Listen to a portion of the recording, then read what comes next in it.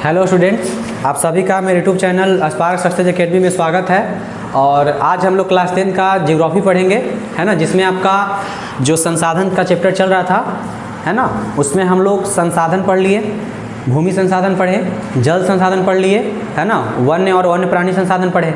आज जो संसाधन पढ़ना है उसका नाम है खनिज संसाधन। ठीक है, इससे पहले आप जो भी चैप्टर पढ़े हैं, है ना, उससे संबंधित आपका सारा PDF जो क्वेश्चन आंसर का है टेलीग्राम के चैनल पे डाल दिया गया है ना, जहां आप जा करके अपना नोट्स पूरा कर सकते हैं। और जितना आपको पढ़ाया गया है उसको आप अच्छे तरीके से रिवाइज कीजिए, है ना। और जो सभी क्वेश्चन है, मतलब जितना भी बताया जा रहा है आपको पॉइंट में, सब भी आई है।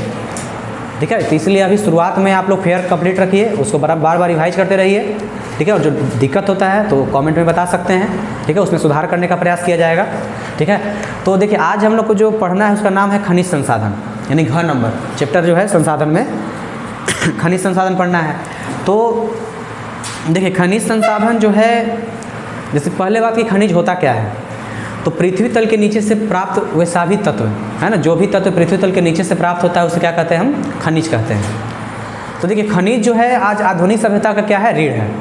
यानी कि अभी जो आधुनिक काल में जो सभ्यता चल रही है उस सभ्यता का और सभ्यता के संस्कृति, है ना, औद्योगिक रूप से सब तरह से क्या है, खनिज ही उसका आधार है। और भारत में कहा जाता है कि भारत में लगभग, है ना, 100 से अधिक खनिज मिलते हैं तथा कुछ खनिजों के उत्पादन भंडार में इसका संख्या मतलब क्या है, अनेक देशों में, मतलब अनेक देशों में भी है। देखिए तो भारत में जो है, भारत में 100 से भी अधिक खनिज मिलते हैं। भारत में कितने खनिज, 100 से भी अधिक खनिज मिलते हैं। ठीक है, तो खनिज देखिए, खनिज आज आधुनिक सभ्यता और संस्कृति का रीढ़ है ना। यानी खनिज के बिना आज हम लोग मतलब समझिए इतने सारे उद्योग धंधों का कल्पना नहीं कर सकते हैं, है ना। बहुत ऐसा उद्योग है जो खनिज के माध्यम से ही चलता है।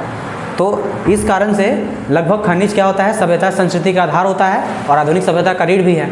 तो आज पूरे भारत में लगभग 100 से भी अधिक खनिज मिलते हैं और यह विश्व में अग्रणी देशों में से एक है। भारत खनिज के मामले में, है ना, मतलब टॉप 5 में, टॉप 10 में भी शामिल है, मतलब अग्रणी देशों में शामिल किया जाता है जहाँ पे खनिजों का मात्रा ज़्यादा है। अगर हम बात करें कि स्वतंत्रता से पहले तो इसके क्षेत्र में काम हुआ ही, लेकिन स्वतंत्रता के बाद भी खनिज उत्पादन की दृष्टि से, यानी खनिज निकालने को लेकर के सरकार बहुत ज़्यादा काम की है ना। और जियोलॉजिकल सर्वे ऑफ इंडिया यानी GSI, तो जियोलॉजिकल सर्वे ऑफ इंडिया, प्राकृतिक गैस आयोग, है ना, इन्होंने मतलब इतना सारा जो आयोग है, मतलब इनका मुख्य काम है खनिज के बारे में पता लगाना, खनिजों के संरक्षण पे बल देना, खनिजों की उपयोगिता पे बल देना। तो इसलिए देखिए खनिज जो है मतलब एक प्राकृतिक पदार्थ है जिसमें निश्चित, ठीक है, निश्चित मात्रा में रासायनिक और आपका भौतिक विशिष्टता रहता है ना। तो खनिज कह सकते हैं कि वैसा पदार्थ जो पृथ्वी तल के नीचे से प्राप्त किया जाता है उसे क्या कहेंगे, खनिज, जिसमें निश्चित अनुपात में, है ना, भौतिक और रासायनिक तत्व पाए जाते हैं। तो लगभग देखिए अभी तक पूरे विश्व में 2000 से अधिक खनिजों का पहचान किया जा चुका है। टोटल 2000 से अधिक खनिज हैं। लेकिन अगर हम मान के चले, अगर आर्थिक, है ना, अगर आर्थिक दृष्टि से, तो उसमें से 30 खनिज ही मतलब बहुत ज़्यादा महत्वपूर्ण है। टोटल 2000 से भी अधिक खनिज है, लेकिन 30 खनिज आर्थिक दृष्टि से ज़्यादा महत्वपूर्ण होता है। ठीक है, तो एक तरह से खनिज का एक संक्षिप्त परिचय हो गया कि खनिज कहते किसको है, भारत में इसका भंडार कितना है, स्वतंत्रता से पहले और स्वतंत्रता के बाद सरकार इसमें बहुत ज़्यादा काम कर रही है। ठीक है, तो अब पढ़ना आपको है खनिजों के प्रकार।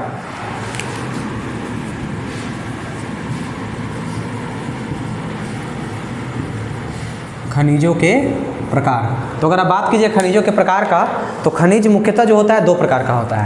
कितने प्रकार का होता है, 2 प्रकार का। एक होता है आपका धात्विक खनिज और एक होता है आपका अधात्विक खनिज।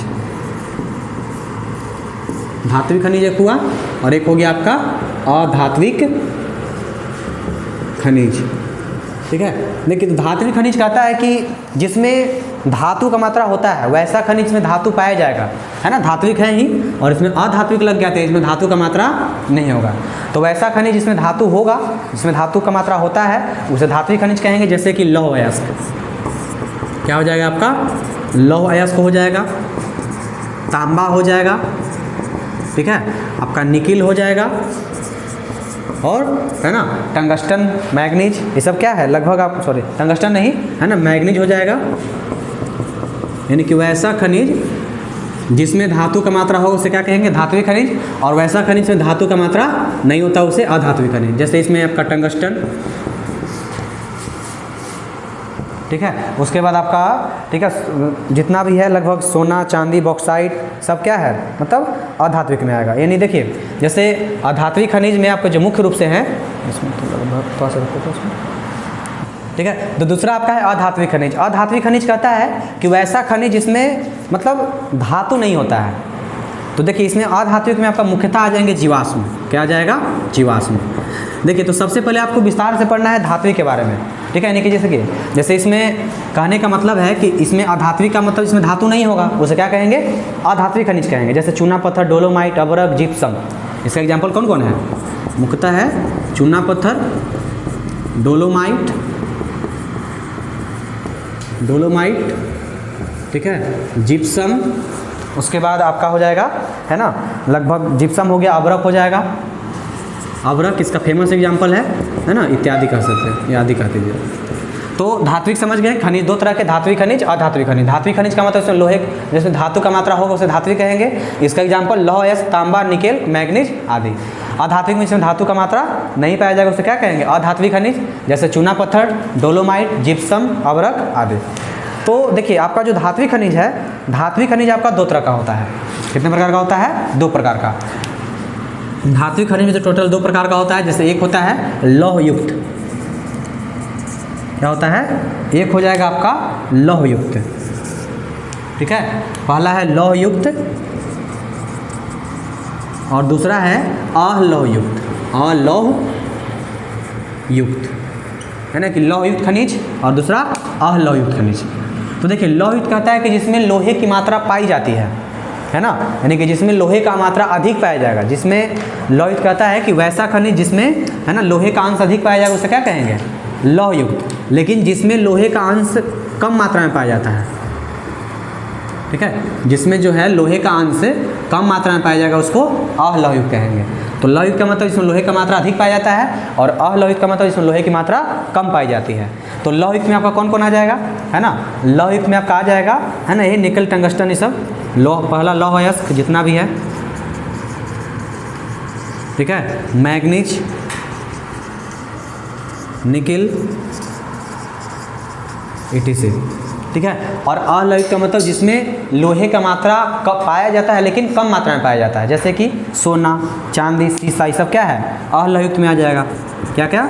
सोना हो जाएगा आपका, चांदी हो जाएगा, सीसा हो जाएगा, ठीक है। सोना, चांदी, सीसा, बॉक्साइट कर सकते हैं, सबसे famous example bauxite, tin, etc, इसमें भी टीन भी हो जाएगा, तांबा भी हो जाएगा, ठीक है। तो लगभग देखिए यही है लौह युक्त का कहानी। मतलब धात्विक खनिज जिसमें धातु का मात्रा होगा, है ना, जिसमें धातु पाया जाता है, यह टोटल दो प्रकार का होता है, लौह युक्त खनिज और अलौह युक्त खनिज। तो लौह युक्त का मतलब जिसमें लोहे का मात्रा अधिक पाया जाएगा उसे लौह युक्त कहेंगे। जैसे लौह, यश, मैग्नीज, निकेल, टंगस्टन, इसमें आएंगे लौह युक्त में। और अलौह युक्त का मतलब इसमें लोहे का अंश पाया जाएगा लेकिन कम मात्रा में पाया जाता है। जिसमें लोहे का मात्रा कम पाया जाता है उसमें क्या कहेंगे? अलौह युक्त खनिज कहते हैं। जैसे सोना, चांदी, सीसा, टीन, तांबा, बॉक्साइट इसका एग्जाम्पल है। और अगर आप बात कीजिएगा अधात्विक का, तो अधात्विक का ही बताया कि जिसमें धातु का मात्रा नहीं होता उसे क्या कहते हैं, है ना, अधात्विक खनिज कहते हैं। तो अधात्विक खनिज भी आपका दो तरह का होता है। एक होता है कार्बनिक खनिज और दूसरा होता है अकार्बनिक खनिज। एक हो गया कार्बनिक खनिज और दूसरा हो गया आपका अकार्बनिक खनिज, ठीक है। तो कार्बनिक देखिए नाम में है कार्बन, यानी कि जिसमें वैसा खनिज जिसमें कार्बन का मात्रा पाया जाएगा। तो जिसमें कार्बन का मात्रा पाया जाएगा, है ना, जो पृथ्वी तल के नीचे से, पृथ्वी से दबे प्राणी और पादप जीवों परिवर्तित होने से बनते हैं। यानी कि इसका सबसे फेमस एग्जाम्पल आपका है जीवाश्म। क्या है?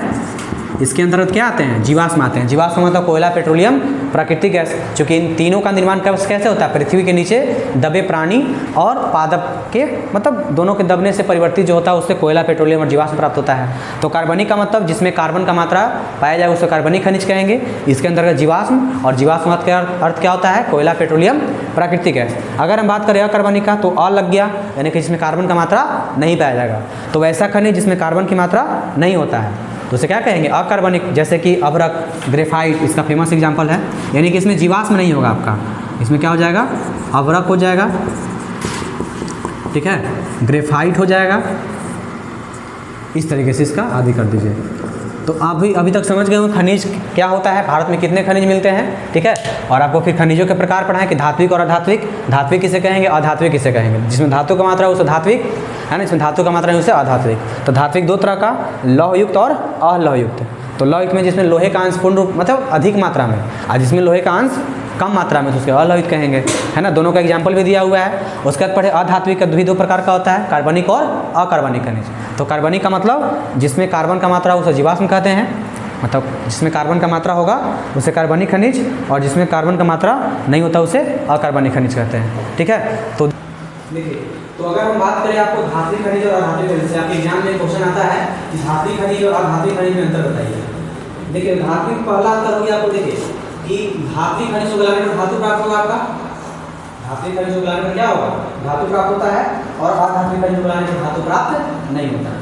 पहला अंतर क्या हो गया कि धात्विक खनिज को गलाने पर धातु प्राप्त होगा और अधात्विक को गलाने पर धातु प्राप्त नहीं होता है। दूसरा कि धात्विक खनिज कठोर होता है, चमकीला होता है ना, लेकिन इसमें अपना चमक पाया जाता है। कठोर चमकीला इसमें अपना चमक होता है। दो मतलब ये जो धात्विक खनिज है यह आग्नेय चट्टान से मिलता है ना, और अधात्विक खनिज जो है परतदार चट्टान से मिलता है। तीसरा अंतर है ना, यह आग्नेय चट्टान से प्राप्त होता है धात्विक खनिज, और अधात्विक खनिज परतदार चट्टान से प्राप्त होता है। धात्विक खनिज को हम पीट करके तार जैसा लंबा कर सकते हैं, लेकिन अधात्विक को पीटने पर चूर चूर हो जाएगा, है ना, मतलब इसको हम तार जैसा लंबा नहीं कर सकते। तो ये आपके एग्जाम में लगभग 4 मार्क्स का क्वेश्चन आता है, कभी 5 नंबर में पूछे कि धात्विक और अधात्विक से क्या समझते हैं, दोनों में अंतर स्पष्ट है, हम तो डायरेक्ट अंतर ही पूछ रहे हैं, तो तरफ पढ़ सकते हैं। दूसरा देखिए, दूसरा आता है मतलब देखिए इसमें ये भी क्वेश्चन आता है कि लौहयुक्त और अलोहयुक्त खनिज में अंतर स्पष्ट है। तो देखिए दोनों का मतलब कहने का मतलब पहला अंतर ये लिख सकते हैं कि इसमें लौहयुक्त में लोहे का अंश अधिक मात्रा में होता है, और अलोहयुक्त में लोहे का अंश बिल्कुल नहीं होता है, कम मात्रा में होता है, ठीक है। लौहयुक्त के अंतर्गत लौह या मैग्नीज निकेल आता है, ठीक है, लेकिन अलोहयुक्त के अंतर्गत सोना, चांदी, सीसा, बॉक्साइट, टीन, तांबा आता है। पहला अंतर क्या हो गया, पहला था कि इसमें लोहे का अंश अधिक मात्रा में, इसमें लोहे का अंश न मतलब कम या न के बराबर होता है। दूसरा किसके अंतर्गत लौह या मैग्नीज निकेल आता है, और तीसरा कि सॉरी उधर लिखना है इसके अंतर्गत सोना, चांदी, बॉक्साइट, टीन, तांबा आता है, ठीक है।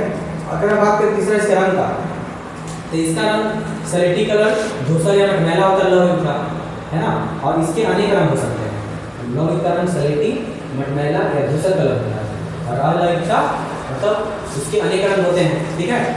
एक लास्ट है कि देखिए ये रविदार चट्टान से मिलता है, जबकि इस तरह के लौहयुक्त रविदार चट्टान से मिलता है, और ये जो आपका है मतलब सभी प्रकार के चट्टान मिलता है।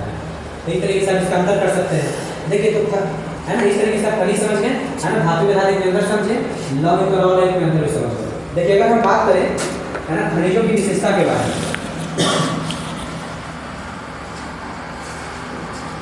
खनिजों की विशेषता कि एग्जाम में आपका पूछता है खनिजों की विशेषताओं को लिखें, खनिजों की विशेषताओं को लिखें।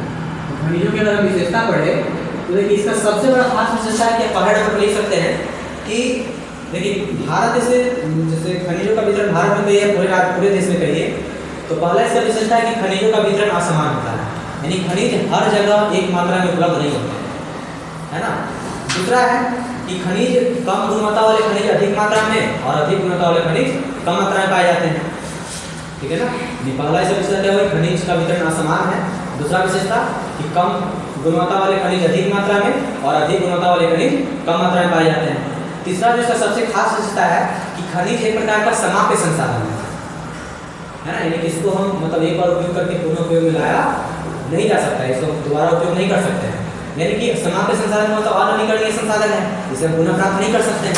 इसीलिए यह विशेष रूप से जो है संरक्षण के योग्य है, और मतलब इसके संरक्षण के लिए प्रारंभ हो सकता है। तो खनिजों का विशेषता इतना ही करता है। खनिज का विशेषता को यही लिखना है कि खनिजों का वितरण हर जगह समान है ना, क्योंकि कम गुणवत्ता वाले खनिज अधिक मात्रा में, और अधिक गुणवत्ता वाले खनिज कम मात्रा में।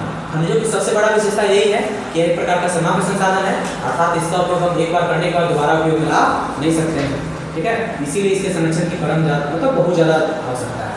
तो आज आप समझ गए खनिजों की विशेषता तक, ठीक है। तो आज इतना ही तक रहेगा आपका, और अगले दिन हम इसके आगे खनिजों के वितरण के बारे में जानेंगे, यानी कि कहाँ कहाँ खनिजों का वितरण कैसे है, किस राज्य में ज़्यादा, किस खनिज पाया जाता है, कौन सा खनिज भारत में कहाँ कहाँ पाया जाता है, ठीक है। तो तब तक आप इसको नोट भी कर सकते हैं, नहीं तो आपको चैप्टर खत्म होने के बाद नोट मिलेगा टेलीग्राम से, तो आप वहाँ से ले सकते हैं, ठीक है। आप इसको रिवाइज कीजिए, कोई दिक्कत होता है आप कमेंट में बता सकते हैं।